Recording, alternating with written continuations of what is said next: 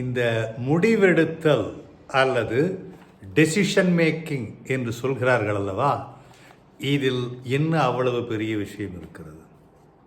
அதை நாம் ஏன் செய்ய வேண்டும், படிக்க வேண்டும்?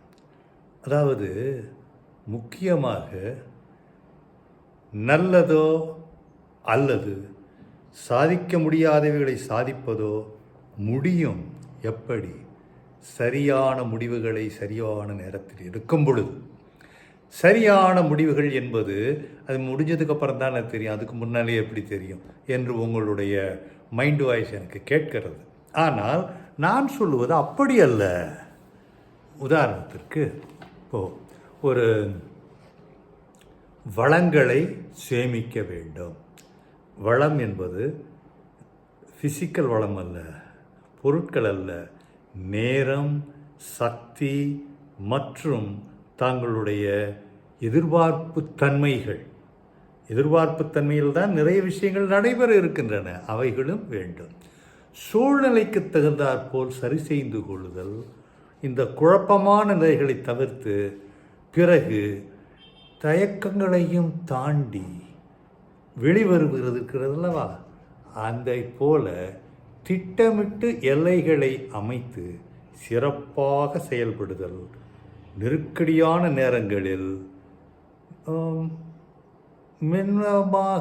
மௌனமாக இணைந்து செல்லும் ஒரு பாங்கை கைப்பிடித்து கை கொள்ளுதல் ஆகிய இவைகள் எவ்வளவு வகையான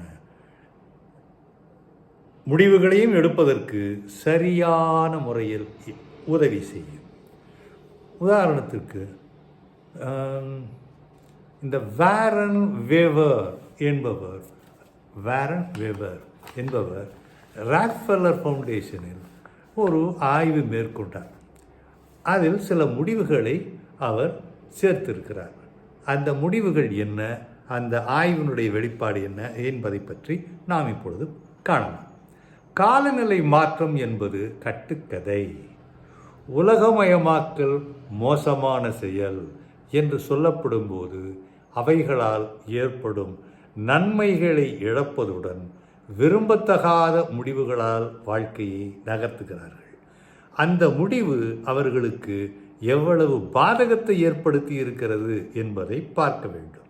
அதே நேரத்தில் சில பேர் கேட்பார்கள், இந்த உலகமயமாக்கலும் இதை போன்ற காட்டுமிராண்டித்தனமான சில செயல்களும் எவ்வளவு மோசமான விளைவுகளை வளரும் நாடுகளில் இல்லை என்று சொல்லவில்லை. இங்கு சொல்லக்கூடிய ஒரே கருத்து, இதனால் அதை விட்டுவிடக்கூடாது, இது இல்லாததனால் நீங்கள் இதைத்தான் சிறந்தது என்று சொல்லக்கூடாது என்ற ஒரே ஒரு கருத்து. சரி,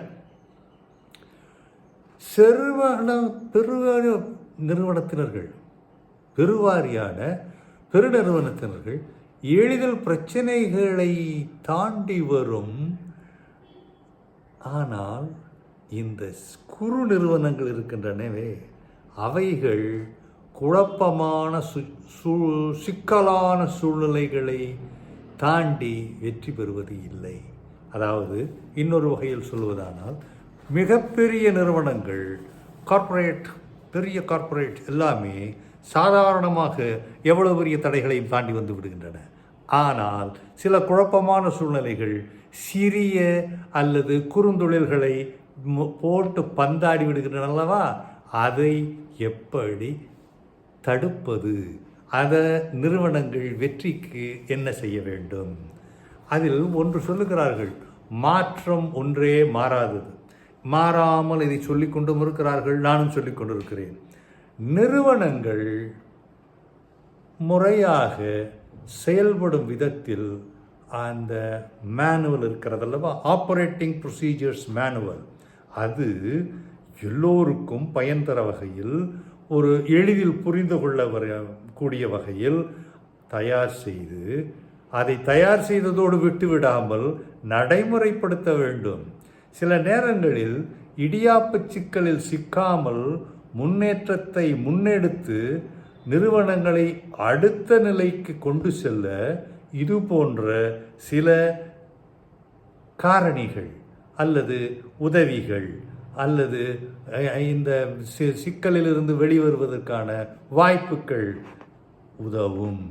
சரி, எளிமையான விதிகளை எல்லோரும் இயற்ற முடியாது. ஏனென்றால் இருப்பதை எவ்வளவு கடினப்படுத்த முடியுமோ அவ்வளவு கடினப்படுத்துவது சுலபம். எவ்வளவு கடினமாக இருந்தாலும் அதை எளிமைப்படுத்தி சொல்லுவது மிக கடினம். அந்த எளிமைப்படுத்தி சொல்லுவதை தெரிந்து கொண்டால் நம்முடைய முடிவுகள் சாதகமாகவும் நன்றாகவும் மக்கள் அவைகளை ஏற்றுக்கொள்ளும் வகையிலும் இருக்கும். நிறுவனம் சார்ந்த விதிமுறைகளில் எளிமையை புகுத்தி அனைவரும் அதை விரும்பி ஏற்றிக்கொள்ளும் வகையில் நடக்க வேண்டும். அதை போல செய்யும் பொழுது அந்த வடிவம் மிகவும் பிடித்தமானதாக நிறுவனத்தில் இருப்பவர்களும் ஏற்றுக்கொள்ளும் போது அது மிக மிக நல்ல பலன்களை அளிக்கின்றன. ஒவ்வொரு பிரச்சனையையும் தனித்தனியாக ஆய்வு செய்து அதற்கு தகுந்தாற்போல் வேலை முடிவுகளை எடுக்க வேண்டுமே தவிர அன்றைக்கு அதை செய்தோம் இன்றைக்கு இதை செய்தோம் என்ற இந்த நிறுவனத்திலும் செய்யக்கூடாது. மொத்த நிறுவனத்திற்கும் அல்லது அனைத்து இணை நிறுவனங்களுக்கும் ஒரே மாதிரியான செயல்பாடு திறன்களை சில நேரங்களில் பயன் தராது. எல்லோருக்கும் ஒரே மாதிரியான விஷயங்கள் சென்று சேராது. அந்த நேரத்திற்கு அந்த குறிப்பிட்ட நபர்களுக்கு எது தேவையோ அதை மட்டும்தான் செய்ய வேண்டும். கடினமான நடைமுறைகளை அவ்வப்போது ஆய்வு செய்து அந்த இயலாமையை எடுத்து மடை திறந்த வெள்ளம் போல மற்றவர்களை கொண்டு வந்து சேர்க்கும் பொழுது நிர்வாகம் செழிக்கும். ஒன்றுக்கொன்று தொடர்பு படுத்தி முழுமையான முடிவுகளை எடுக்கும் பொழுதுதான் நிறுவனம் நிமிர்ந்து நிற்கும், வியாபாரம் செழிக்கும். இல்லையேல் நிறுவனம் படுத்துவிடும், வியாபாரம் தூங்கிவிடும். என்ன செய்ய முடியும்? ஆகவே இந்த முழுமையான பலன்களை வழிகாட்டுதல்களின்படி எளிமையான முடிவுகளை எடுப்பவர்கள் தோல்வியை தொடக்கூட முடியாது. எளிதான வழிமுறைகள் செயல்முறைகள் தாமாக வருவது கிடையாது. அதை எவ்வாறு கட்டமைக்க வேண்டும் என்பது உங்கள் கைகளில் தான் உள்ளது.